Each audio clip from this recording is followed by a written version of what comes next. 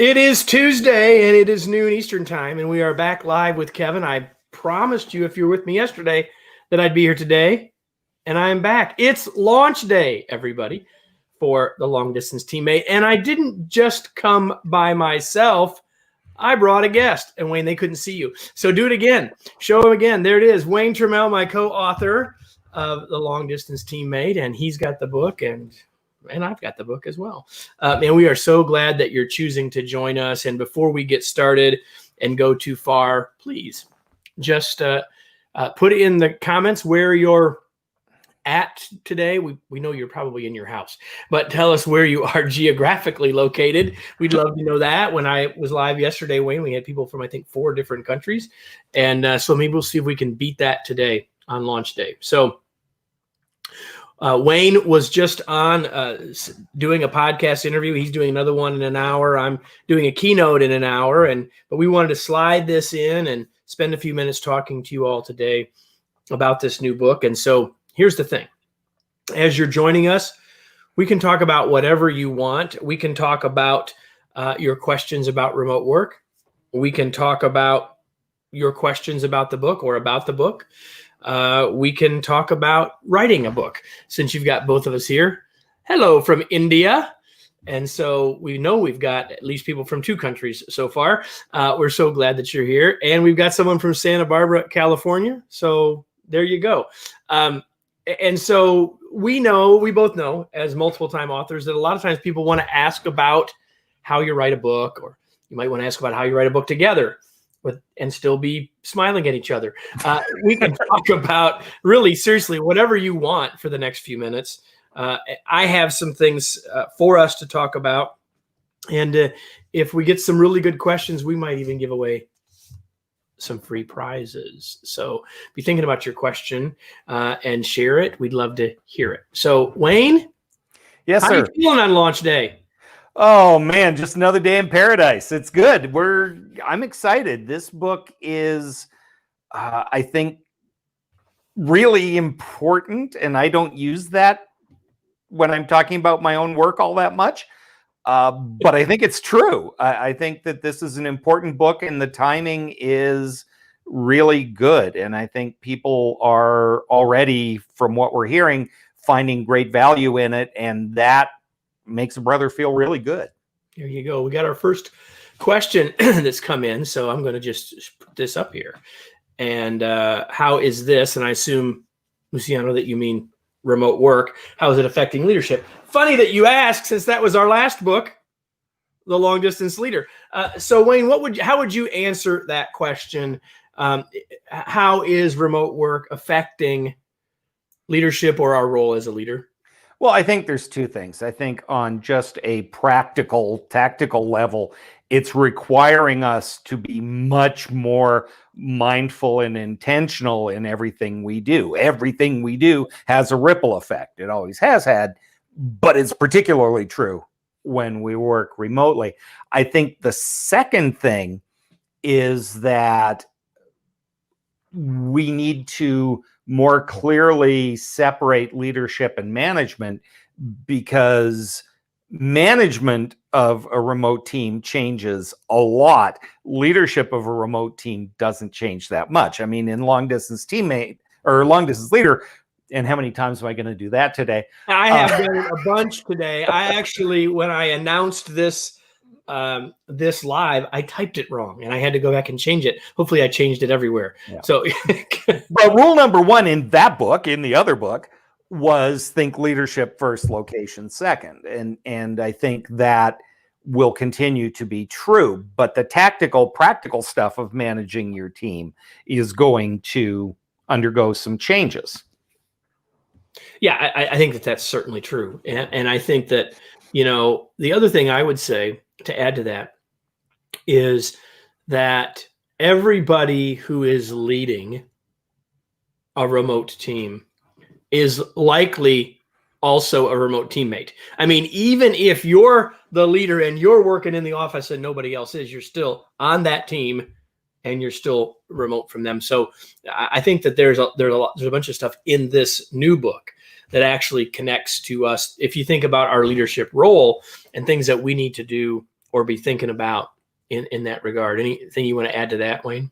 Yeah, I think that this book is a logical extension of the first one, because one of the things that we said in Long Distance Leader is that you got to think about yourself. You got to take care of yourself and your own needs. And this book is how you do that. One of the things, to Dr. Santini's point about, how's this going to change leadership, is if the change is you're much more mindful of how you are coping as a person with it. You can't run on adrenaline. You can't run on the perks.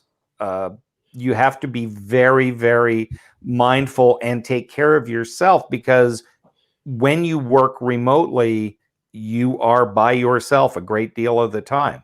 And if there aren't guardrails and mindsets and habits and practices that will keep you on the track, it's really easy to burn out and get tired and lose your work-life balance and all of these things. Yeah. In 55 minutes, not that I'm counting, I'm going to be doing a keynote for all of the VPs and directors in a very large retail organization that everyone in the US at least would know. And one of the messages, Wayne, for them is about this idea that this is the future, whether you like it or not. Now, I'm not saying that everyone is going to always work from home and no one's ever going to go back to the office. That would be silly, and that's not true. But the fact that you're going to be a part of and leading a team that's not all together all the time is almost assured.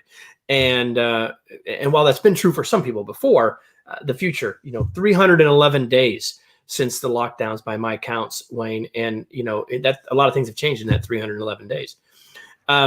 So continue, as you are watching, to put in your questions. We'd love to hear them. We'd love to see them. We'd love to answer them.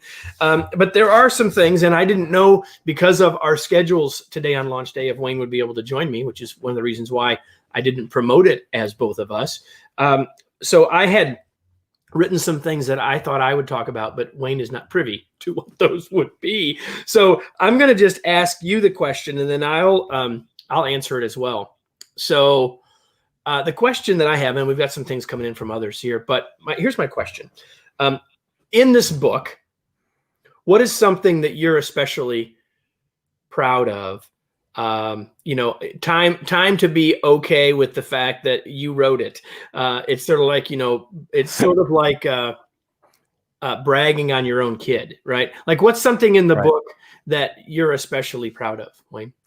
I think there are two really unique concepts in the book, one of which is extremely personal to me.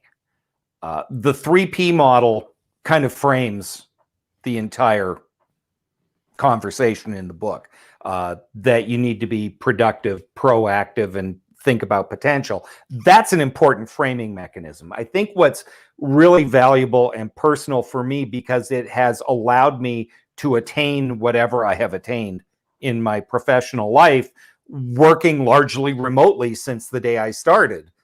My first big boy job is this idea of ethical visibility, that there is a balance to be struck between being humble and, not making everything about you and that, and making sure that people are aware of your existence, that they know that you are a resource, they know what value you bring to the team, that just because you're not in the office with everybody else, you are out of sight and out of mind to your manager and your teammates. And I think that is a powerful, powerful message, because it goes contrary to a lot of us in the good Protestant work ethic world we're taught. Keep your head down.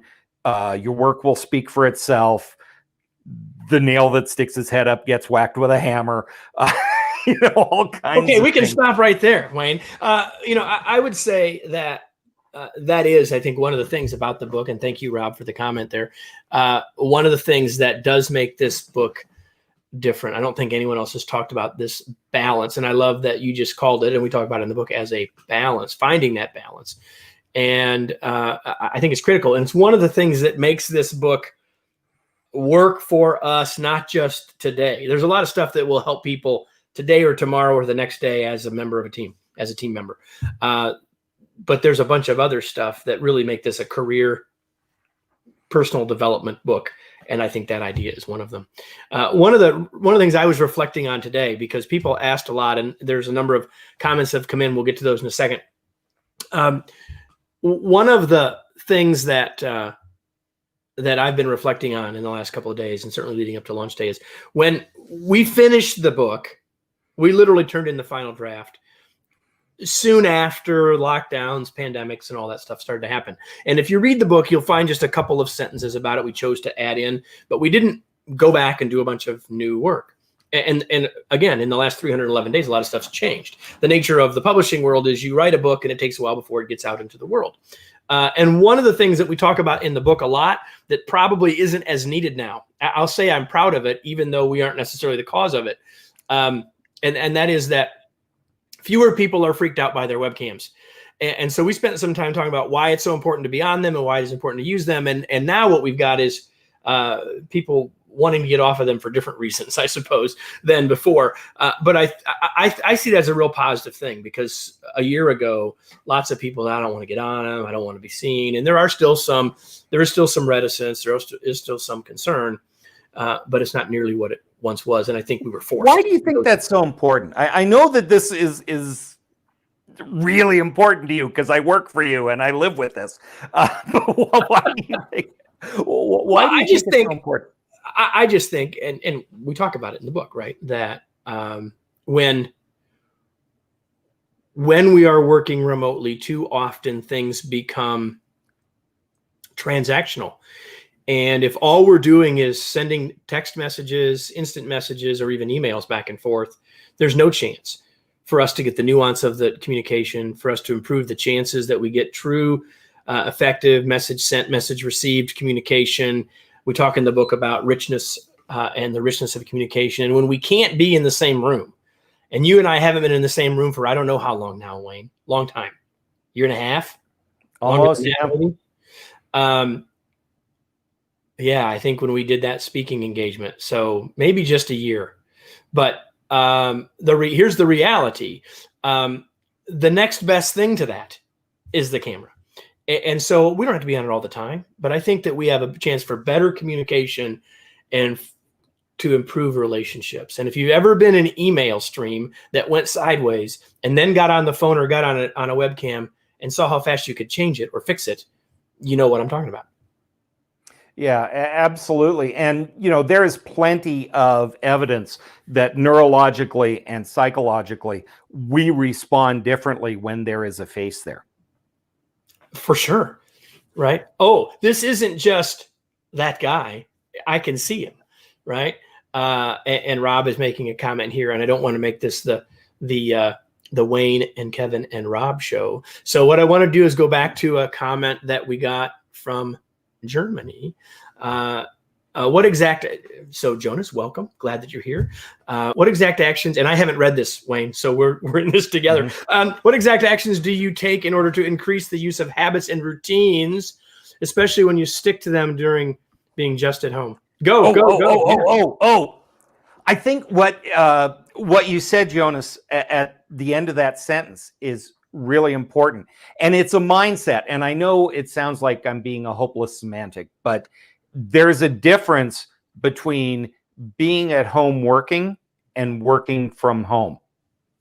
And if you start with the concept of from this time till this time, I am working at home, and so the work needs to take precedence, you can start to create structure to your day. A really simple thing is that a lot of people who work from home, especially those who got tossed into the deep end in March and didn't have any kind of plan for this, is we lost the start and the end of our workday.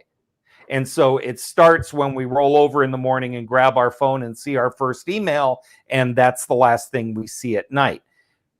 When we commuted to the office, there was a start time and an end time, and willingly or unwillingly, it gave us guardrails around our time, which we don't have when we work from home. So when we use the term "I'm working from home," you think about it in terms of your workday. Yeah, I just wrote an article about this yesterday. It's going to go on, I don't even know, someone's blog. And I wrote about this idea that what are you doing with your commute time? So there's the fact that the commute created starting and ending, which is super important. But what's happened, Wayne, and there's certainly not everyone's done the same thing with their commute time. Some people have slept longer. Some people have had to use that time has been absorbed being a teacher as well as a parent. But for many people, what's happened is they're just working longer. They're working more hours. And there were a bunch of managers, leaders early on, they're saying, this is awesome. We're getting more of people's time, right? But I would say this, and you and I have talked about this a lot, and people say, oh, we got more productivity because people are working from home. I would say not necessarily, because we like to say that there's a numerator and a denominator, right, to productivity. So just because people are still getting all their work done doesn't mean they're being more productive. It just means we don't know how much time they're spending doing it. And I think what's happening for a lot of people, if you are finding yourself working during your commuting time and you're not accomplishing more, if your task list isn't getting shorter, if you're not accomplishing more important projects, then you're not more productive at all. You're just, working more hours. Yeah, I think that's absolutely true. And I mean, we live this every day, right? I'm on the West Coast. I work in a different time zone. My day. Not really, you don't, Wayne, as it turns out. well, but the reason is because I'm an early bird and I function, you can take the boy off the farm, right? My day, rather than 9 to 5, runs 7 to 2:30 or 3, right? And you, as my manager, understand that, and we've made accommodations for this. So the fact that I'm not working at 4 or 5 o'clock is perfectly fine, because it's not like the work ain't getting done, and I'm accountable for my production and all of that good stuff. So we live this, right? And by the way, I have worked remotely in some capacity for 15 straight years. So I have made every mistake about not managing my time and not balancing work and home. And I've lived all of it. Yep. But you and I have reached an arrangement that works for the company, for me, for your peace of mind. You cut the paycheck. If you don't think I'm getting the job done, that's going to be a problem, right? Yeah. So Jonas, thank you for the feedback. You asked a great question. Hopefully it looks like we gave you an answer that was useful. Dr. Santini has another question here. It's a little long, but what happens to those in high positions who are managers and not leaders, to use the definition that Wayne was using earlier? And how is this going to affect staff members during these changing times? You want to take a wing at that one as well? Well, I think what we are talking about here, when we're talking about managers and not leaders, is management behavior is very metric driven, right? And that leads to micromanagement. And the problem is micromanagement drives you crazy when you're in the same place as your boss. When you are working remotely, not only does it drive you crazy, it is actually impossible to do. Yeah. And so the biggest change that this means, and this should have been happening anyway and was in a lot of ways, is the shift from measuring activity to managing productivity, right? A micromanager will say, hey, it's 9 o'clock and your status on Slack still says you're out of the office. Where are you? You can't do that. First of all, it could be I just forgot to change my status when I logged on.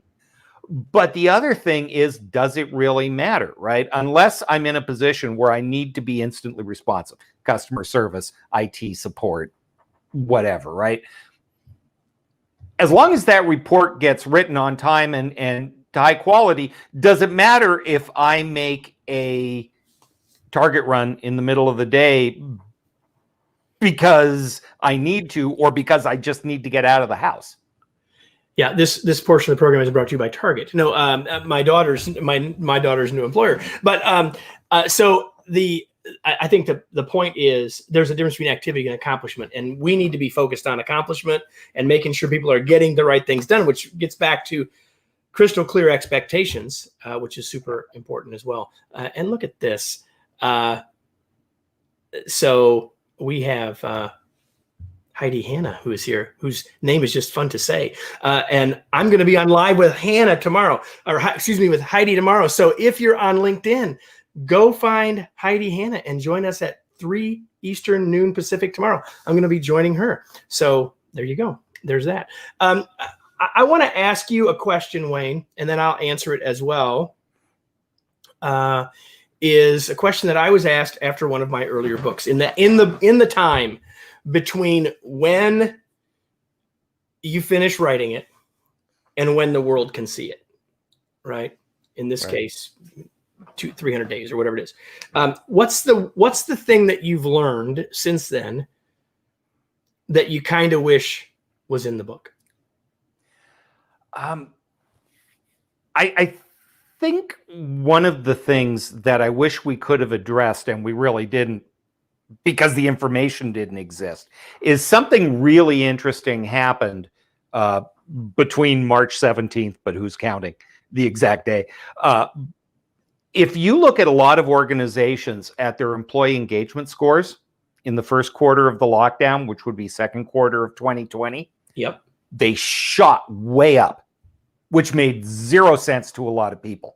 What are you talking about? People aren't in the office. They're working from home. They're stressed. They're freaked out. We don't know what we're doing. How could engagement go up? Well, what is engagement? Engagement is the amount of discretionary and give a hoot, highly technical term, that you're willing to invest because you're getting something out of it. Well, what happened in that quarter? There was a crisis. We had to pull together. We had to make it work. We found a way. People were challenged. They wanted to make it work. And by golly, they made it work way better than any CEO in the country thought they would. Yeah. What now, still is 9 months later. Better than people thought. Yeah, go ahead. Now it's 9 months later, and this is all fraying at the edges a little bit. Turns out, existential dread is not real good for productivity and collaborative thinking. And the second thing is you can only run on adrenaline for so long. Absolutely. And that is the thing. In Long Distance Teammate, we spend a lot of time talking about the fact that engagement is intrinsic, right? Companies can have all the virtual pizza parties and everything else that they want, but we choose to engage or not. And we need to be smart about how we engage, and we can't consistently work 12-hour days, and we can't never put our phone down. I mean, one of the things, and I just wrote about this last week, if we're bragging about blog posts, I think one of the most important things I wrote in the last 6 months was last week talking about the fact that so many companies had such a pile of unused PTO. Yeah. People didn't take their vacation time for all kinds of reasons. But by the end of the year, they were exhausted and burned out. A lot of organizations just shut down the 15th of December and said, the heck with it, we'll see you in January. Yeah. And some of that was sheer exhaustion, and some of it was financially. They had all of this PTO time that people were going to use or lose. Yeah, for sure. So we've gotten a lot of comments that have come in. Rob says it's better, would have been better to have had this happen without needing a crisis to propel it. And he also made this interesting comment that it still feels weird to take personal time during the day, but somehow doesn't feel weird to be doing email at 10 o'clock at night. And so there's a huge point there for us as leaders to be modeling the right thing. And I've tried to get way better at this as well, that don't send that email at 10 p.m. because even if you told people, for me, it's more likely to be 3 a.m. than 10 p.m. But don't tell people that they don't have to and then send them, because someone may decide they need to respond. Oh my gosh, I don't want to be the only one that hasn't read this. Oh my gosh, I want to make sure I'm ready for the meeting at 9:15 or whatever. So we got to be really careful about all of that. And Kevin may or may not have had some coaching around that. Well, from a whole bunch of people on the team. Yeah, from a whole bunch of people on the team. And for sure. And hopefully I've gotten better at it. I always said, just because this is when I'm doing it doesn't mean you have to, but that's not enough. And the point is that's not enough. Yeah. Right. Even if you're doing that, it's really not enough. I would say one thing that I would, Rob is doing the work that I can't do while I'm doing this, of where people can go find that post. You just go to remoteleadershipinstitute.com and you can find that post on the blog that was written like last week. So the question about what would I put in more of now? I think there's a lot that we've learned since the book was finished. But the one thing that I think that I wish there were more in was, even though there is some, and I think we were wise to put it in, about taking care of ourselves, I kind of wish we had even more about that, because, and really to all the things that Wayne's just been saying, I think that's a super important piece of this overall puzzle that we've got to be thinking about. On a related note, I've been writing a good bit about and thinking a lot about the concern that I have that our world is becoming, to many people, a lonelier place, and more people are feeling isolated. And that was all true before COVID. And so I think that the realities of that are going to be broad. And I think as teammates, when we see that in others, or if we're wondering if others might be starting to feel isolated or alone, and we can feel isolated and alone even if we have someone else in our house with us, right? As if we notice that as a teammate, reach out and be that person for others. By the way, when we reach out to help, we're helping ourselves in that same moment. So I'd encourage you all to think about that a little bit. That's something we're going to continue to be thinking about and talking about as we move closer toward people re-entering the workplace. We need to go because both of us have places to be in 30 minutes, Wayne. So we can't stay too much longer. But I want to know if you have any final thoughts to share with people on launch day. Wow. I think as we think about this book going out into the world, I think this is just the opening salvo. There is a huge change that's going to happen as a result of working from home. And on the positive side, it's going to mean less time spent in commutes. It's going to mean more time to spend with our family. And it'll be nice when time spent with our family is voluntary, as opposed to having it forced upon us. But there are long-term changes that are going to come from working. You mentioned loneliness. 60% of our of our social interaction in a week takes place through work. Yep. What do we do when that's not the case? There are changes to society. I mean, on the bright side, remote work could be the savior of small town America. On the flip side, it's going to mean some very different things for cities.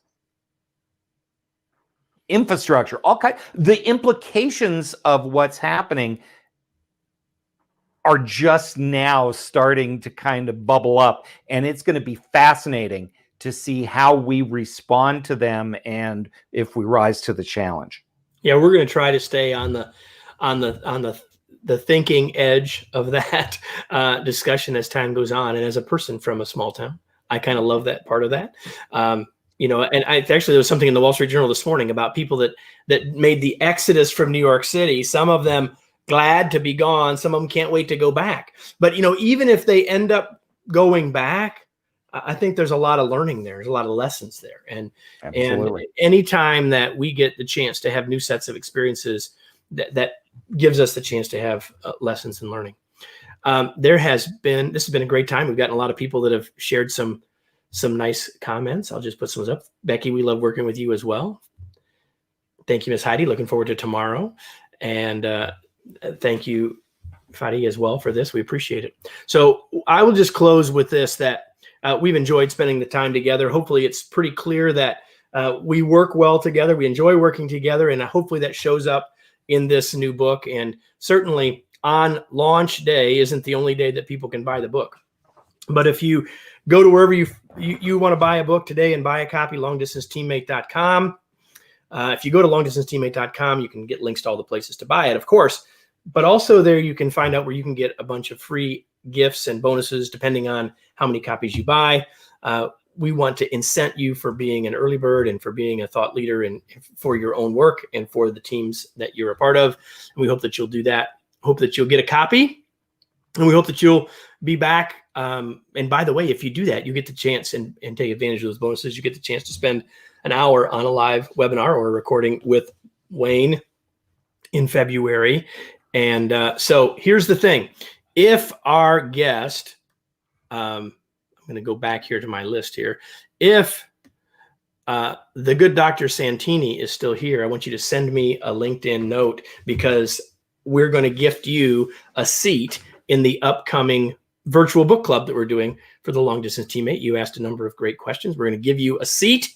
We'd love if you'd join us in that and just send me a Facebook note, or excuse me, a LinkedIn note. I think that's where you're at.